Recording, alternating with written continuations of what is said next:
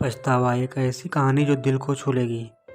एक बहुत ही मेहनती और ईमानदार लड़का था जो कि बहुत ही ज़्यादा गरीब था।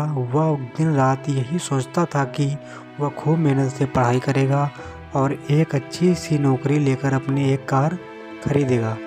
वह जब भी रास्ते में कोई कार देखता तो वह अपने सपनों में खो जाता और सोचने लगता कि मुझको कब अपनी कार नसीब होगी। उसने ग्रेजुएशन करने के बाद एक नौकरी करनी स्टार्ट कर दिया। कुछ दिन बाद उसकी शादी हो गई और कुछ टाइम के बाद उसका एक बेटा भी पैदा हो गया। लेकिन अभी तक वह एक कार नहीं खरीद पाया था। वह कुछ न कुछ पैसे ज़रूर जमा करता और एक दिन जब उसको लगा कि वह अपनी कार खरीद लेगा तो उसने अपने सारे पैसे से एक कार ले लिया।